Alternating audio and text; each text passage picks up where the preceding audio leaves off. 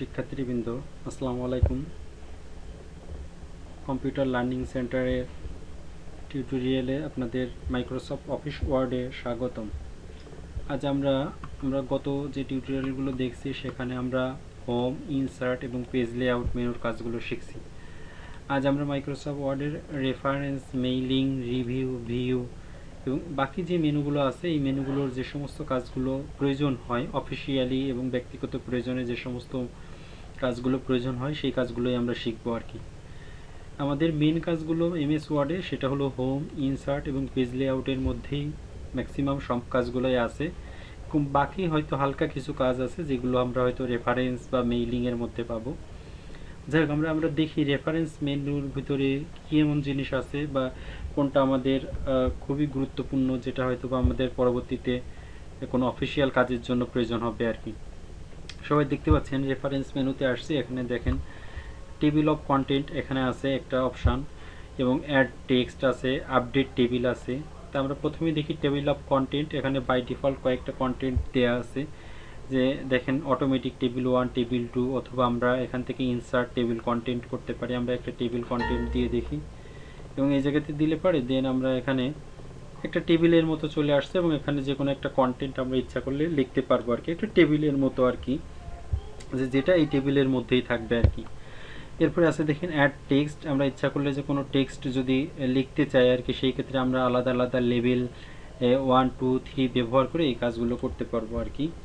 আপনারা যারা হয়তো বা ফটোশপ বা ইলাস্ট্রেটরে কাজ করছেন, আমরা দেখবেন যে লেয়ার বাই কপি, আমরা আলাদা আলাদা লেয়ার কপি করে রাখি আর কি। সেরকমভাবেই আমরা যদি এরকম অ্যাড টেক্সট থেকে আলাদা আলাদা লেভেলগুলো কপি করে রাখি, পরবর্তীতে এই লেভেলগুলোতে প্রেস করলে আমাদের ওই ফরম্যাট অনুযায়ী লেখাগুলো শো করবে আর কি। এবং আপডেট টেবিলের মাধ্যমে আমরা টেবিলের মধ্যে নতুন কোনো ডাটা আপডেট করতে পারবো।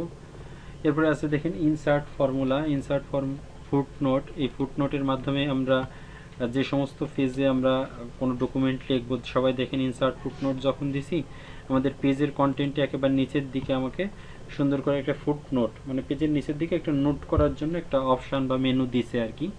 এটা একটু প্রয়োজন হতে পারে আর কি। এরপরে দেখেন শো নোট, আমাদের যদি কোনো নোট এখানে ইনসার্ট করে থাকি সেটা আমাদের প্রয়োজন হতে পারে। নেক্সট ফুটনোট, এটা আমাদের খুব বেশি দরকার হয় না। এবং ইনসার্ট সিটিজেশন আছেন, দেখেন অ্যাড নিউ সোর্স, বিভিন্ন সোর্স থেকে এটা ব্যবহার করতে পারি। এরপরে ম্যানেজ সোর্স আছে, স্টাইল আছে, বায়োগ্রাফিক্যালি আছে, ঠিক আছে। এখানে বিভিন্ন ধরনের ইনসার্টের অনেকগুলো ধরনের মেনু দেওয়া আছে আর কি। রেফারেন্স আর কি, রেফারেন্স বলতে যে আমরা যে ধরনের কাজটা করতেছি এটা কোথায় পাওয়া যায় এবং কিভাবে পাওয়া যায় সেটা এখান থেকে দেখা যায় আর কি। এরপরে আছে দেখেন আমরা ইনসার্ট ক্যাপশন। ইনসার্ট ক্যাপশন থেকে আমরা ফিগার থেকে আলাদা আলাদা লেবেল তৈরি করতে পারি, এটাও আমাদের খুব বেশি প্রয়োজন হয় না। এখানে মার্ক এন্ট্রির একটা অপশন আছে, ইনসার্ট ইন্ডেক্স আছে। এখান থেকে খুব বেশি কোনো মেনুর কাজই আর কি, যে রেফারেন্সের মধ্যে যে কাজগুলো আছে এটা আসলে অফিসিয়াল কোনো কাজ করতে এটা খুব বেশি একটা প্রয়োজন হয় না। এরপরে আছে দেখেন মেইলিং। মেইলিংটা খুবই একটা গুরুত্বপূর্ণ এবং এটা খুবই একটা গুরুত্বপূর্ণ মেনুর কাজ আর কি। আপনারা হয়তো বা যারা অফিসিয়াল কাজ করবেন, হয়তো বা অফিসের কোনো একটা চিঠি বা কোনো একটা লেটার হয়তো লিখলে পারে, এটা দরকার আপনার অফিসের যত এমপ্লয়ি আছে, হয়তো 1000 বা 500, এই সমস্ত এমপ্লয়ি অথবা আপনার ক্লায়েন্টকে এই লেটারটা পাঠাইতে হবে। সেটা করার জন্য আপনি মেইলিংয়ের মাধ্যমে বা মেইল মার্চের মাধ্যমে এক ক্লিকে আসলে আপনার এই চিঠিটা সবাইকে পাঠিয়ে দিতে পারেন আর কি। তো এটা কীভাবে করতে হবে আমরা দেখি। মেইলিংয়ের মধ্যে আসে দেখেন বাম পাশের দিকে আছে ইনভেলপ আছে, লেবেল আছে, স্টার্ট মেইল আছে, সিলেক্ট রিসিপশন আছে। যারা আমার মেইলটা পাবে আর কি তাদের লিস্টটা এখানে অ্যাড করতে পারি। স্যার আমরা স্টার্ট মেইল মার্চ, সবাই দেখেন মেইলের মধ্যে স্টার্ট মেইল মার্চ আছে। এখান থেকে লেটার অথবা ইমেইল অথবা ইনভেলপ ইত্যাদি ইত্যাদি আমরা যেটা চয়েস করে দেবো সেটাই এখান থেকে মেইল করতে পারবো আর কি। যাই হোক, আমরা এটা করার জন্য একটু ম্যানুয়ালি দেখি যে step by step mail merge. সবাই দেখেন step by step mail merge. Step by step mail মার্চে গেলে পরে ডান পাশের দিকে আছে লেটার অথবা email, message, envelope, label, dictionary. তাহলে আমরা এখান থেকে লেবেলটা সিলেক্ট করে দিই, লেটার। দেন নিচের থেকে স্টার্টিং ডকুমেন্ট, সবাই দেখতে পাচ্ছেন starting document.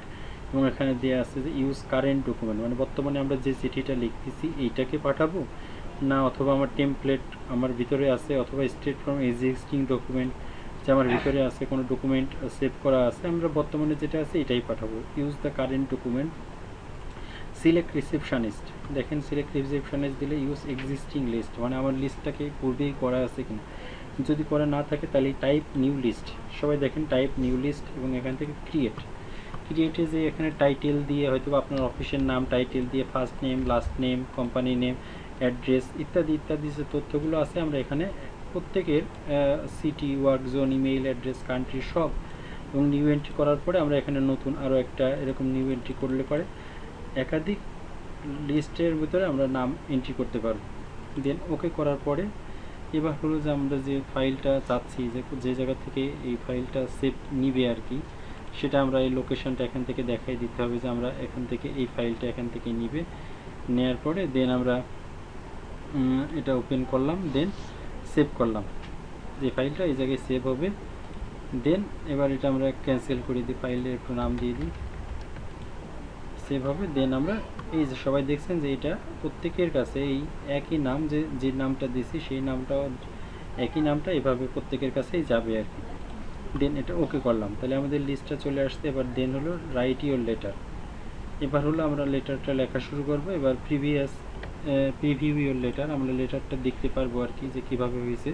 Complete the message, এবার মেসেজটা যদি আমার ইন্টারনেট কানেক্ট থাকে এবং মাইক্রোসফটের আউটলুকে আমাদের লগ ইন করা থাকে, তাহলে এটার মাধ্যমে এটা প্রত্যেকের কাছে আলাদা আলাদাভাবে মেইলটা চলে যাবে আর কি, এবং একই চিঠি একাধিক ব্যক্তির কাছে চলে যাবে, আলাদা করে করা লাগবে না। আমি ইচ্ছা করলে আমরা এটাকে প্রিন্ট করে দেখতে পারি যে আমাদের যেটা রেকর্ড করছে সেটা এটা রেকর্ড আকারে সেটাকে আমাকে আলাদাভাবে প্রিন্ট করে রাখবে আর কি। তো এটাই হলো মেইল মার্জের কাজ। আমি আশা করি আপনারা সবাই বুঝতে পারছেন যে একটা ক্লিকের মাধ্যমে আমার অফিসে 1000, 2000, 50,000 এমপ্লয়ির কাছে একই চিঠি মেসেজ আকারে পাঠিয়ে দিব আর কি, সেটা এই মেইল মার্জের মাধ্যমে করা সম্ভব।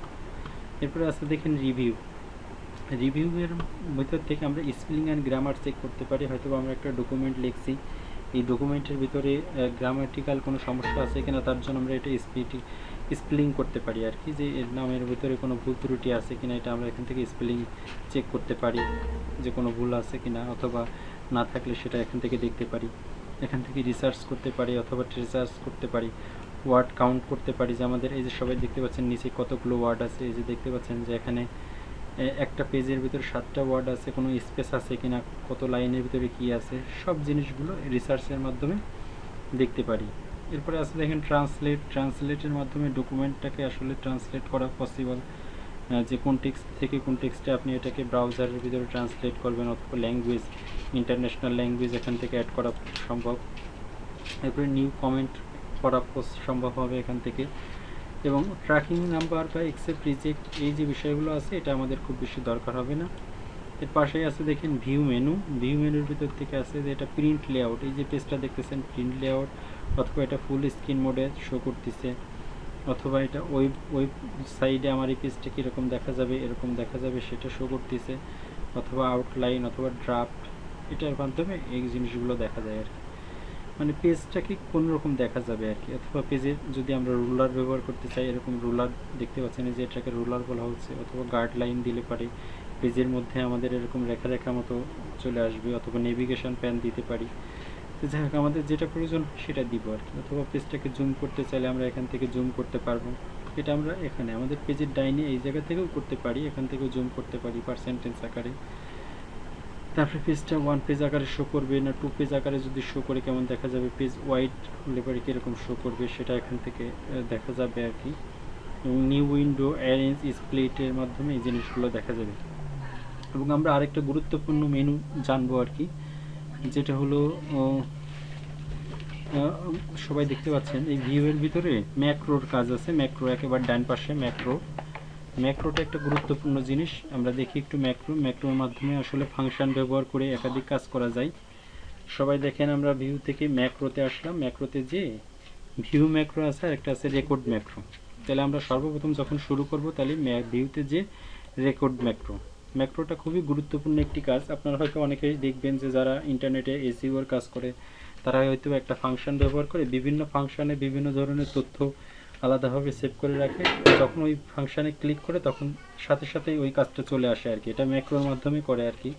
তো দেখেন ম্যাক্রোতে প্রেস করে এখান থেকে রেকর্ড ম্যাক্রো, সাপোজ আমরা এটা রেকর্ড ম্যাক্রো দিই, দেখেন ম্যাক্রোর নাম আসছে, আমরা হয়তো 2টা বা 5টা ম্যাক্রো দিতে পারি। এখানে কিবোর্ড আমরা এখান থেকে দেখাই দিলাম কিবোর্ড, এবং এখান থেকে শর্টকাট কিটা অবশ্যই উল্লেখ করে দিতে হবে যে কোন কিটার মাধ্যমে প্রেস করলে পরে আমার এই রেকর্ডটা হবে। সাপোজ আমরা এখানে F5 শো করলাম যে F5 দিয়ে এটাকে আমরা রেকর্ড করবে, দেন এটার উপর দেওয়ার পরে এটাকে আমরা অ্যাসাইন করব। এই দেখছেন অ্যাসাইন করলে কারেন্ট কি চলে আসছে। এবার এটাকে ক্লোজ করলাম। দেখেন আমার কার্সরের নিচেই ছোট্ট একটা সিম্বল মতো দেখা যাচ্ছে আর কি, মানে এটাকে রেকর্ড করবে আর কি। এখন আমরা যাই লিখি না কেন, সাপোজ সরি আমি একটু যাই লিখি, suppose I love my country, আমি যে কোনো সেন্টেন্স লিখতে পারি, এরকম পুরো একটা প্যারা লিখতে পারি, এরকম সব জিনিসটা এখান থেকে রেকর্ড হচ্ছে আর কি। I love my country, I love my country, তারপরে বাংলাদেশ, এরকম আমাদের যে টোটাল 12টা ফাংশন কি আছে, 12টা ফাংশন কিতে আমরা এই জিনিসগুলো রেকর্ড করে রাখতে পারি। দেন এই জিনিসটা হয়ে গেলে আমরা এখান থেকে ম্যাক্রোতে যে স্টপ ম্যাক্রো, এই যে দেখছেন স্টপ রেকর্ডিং আছে, অথবা পুশ করে রাখতে পারি, তাহলে স্টপ রেকর্ডিং করে দিলাম। দেন আমাদের কাজ অলরেডি হয়ে গেছে। তাহলে আমরা এবার এন্টার দিই, আমি যখন এই F5 এ প্রেস করব, দেখেন আমি যখন F5 এ প্রেস করতেছি আমার ওই লেখাটাই এখান থেকে শো করতেছে আর কি, যেটুকু লেখা তখন রেকর্ড হলো আর কি। তো এরকম আমাদের যে 12টা ফাংশন কি আছে, 12টা ফাংশন কিতে এরকম আলাদা আলাদাভাবে আমরা কোনো কিছু ম্যাক্রো করে রাখতে পারি। হয়তো বা আমার ইমেল অ্যাড্রেস অথবা পাসওয়ার্ড অথবা কোনো গুরুত্বপূর্ণ জিনিস আমি এখানে ম্যাক্রো করে রাখতে পারি, যা পরবর্তীতে এই ফাংশন কিতে আমি প্রেস করলে ওই লেখাটা আর লেখা লাগবে না, অটোমেটিক্যালি চলে আসবে। তো এটা একটা গুরুত্বপূর্ণ কাজ যেটা ভিউ মেনুর মধ্যে আছে। এরপরে আসছে অ্যাডস ইন মেনুর কোনো কাজ এ পর্যন্ত ব্যবহার করা হয় না। এবং পাশে আছে দেখেন ফক্সিট রিডার পিডিএফ, এটা অনেক ভার্সনে থাকে যে আসলে পিডিএফ করার জন্য আর কি, যে আমরা যদি ডকুমেন্টটাকে পিডিএফ আকারে করতে চাই তাহলে ক্রিয়েট পিডিএফ প্রেস করলে এটা করতে পারি আর কি। এটা আমরা ফক্সিট রিডার সফটওয়্যারটা যদি ইনস্টল দেওয়া থাকে তাহলে এটা মাইক্রোসফট ওয়ার্ডে শো করবে, না হলে এটা শো করবে না আর কি। এইভাবেই আসলে মাইক্রোসফট ওয়ার্ডের মেনুর কাজগুলো করা হয়। আসলে মেইন কাজ হলো হোম, ইনসার্ট এবং পেজ লেআউট, এবং রেফারেন্সের ভিতরে তেমন কোনো কাজ অফিসিয়ালি কোনো কাজের জন্যই ব্যবহার করা হয় না। মেইলিং থেকে মেইল মার্জ সবাই দেখছেন খুবই একটা গুরুত্বপূর্ণ কাজ, স্টার্ট মেইল মার্জ এবং স্টেপ বাই স্টেপ অথবা লেটার, এখান থেকে আমরা ইচ্ছা করলে খুবই গুরুত্বপূর্ণ একটি কাজ, যেটা একটা ক্লিকের মাধ্যমে বা একটা চিঠি যখন অনেক ব্যক্তির কাছে মেইল করার প্রয়োজন হয় তখন বারবার করে লেখা লাগবে না, একটা ডিকশনারির ভিতরে অ্যাড্রেস এবং সমস্ত তথ্যটা কপি করে রাখলে পরে আমরা নির্দিষ্ট এক ক্লিকেই সমস্ত ব্যক্তির কাছে 10,000 ব্যক্তির কাছেও আমরা এক ক্লিকের মাধ্যমে সমস্ত চিঠিটা পাঠানো সম্ভব আর কি। এটা আছে মেইলিংয়ের ভিতরে। রিভিউ যেটা আছে, রিভিউয়ের ভিতরে তেমন কোনো গুরুত্বপূর্ণ কোনো কিছু নাই, জাস্ট স্পেলিং অ্যান্ড গ্রামার, কোনো যদি সেন্টেন্স অথবা কোনো ওয়ার্ড যদি ভুল দেখা যায় সেটা আমরা এখান থেকে স্পেলিং অ্যান্ড গ্রামার চেক করতে পারি, এবং ওয়ার্ডগুলো কাউন্ট কতটুকু হয়েছে বা কত পেজের ভিতরে হয়েছে এটা আমরা এখান থেকে দেখতে পারি, এবং ল্যাঙ্গুয়েজটা এখান থেকে দেখতে পারি। এবং ভিউ যেটা দেখতে পাচ্ছেন, ভিউয়ের ভিতর থেকে আমরা একটা ম্যাক্রো তৈরি করতে পারি, এই যে রেকর্ড ম্যাক্রো, ভিউতে যে রেকর্ড ম্যাক্রো।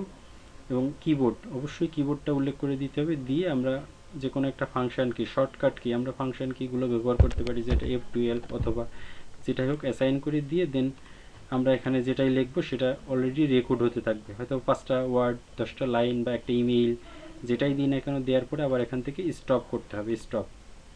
দেন আমরা এখানে ওই বাটনটা প্রেস করলে পরে আমরা যে লেখাটুকু লিখছি এই লেখাটা শো করবে আর কি। তো আশা করি মাইক্রোসফট ওয়ার্ডের মেনুতে এই কাজগুলোই আছে। আমরা আশা করি সবাই বাসায় প্র্যাকটিস করে দেখবেন। যদি কোনো কারো সমস্যা থাকে তাহলে আমাদের কমেন্ট বক্সে অবশ্যই জানাবেন, এবং যারা এখনও আমার চ্যানেলটা সাবস্ক্রাইব করেননি তারা অতি দ্রুত আমার চ্যানেলটা সাবস্ক্রাইব করেন, পরবর্তী ভিডিও পাওয়ার সাথে সাথেই যাতে আপনারা দেখতে পারেন আর কি। ধন্যবাদ সকলকে।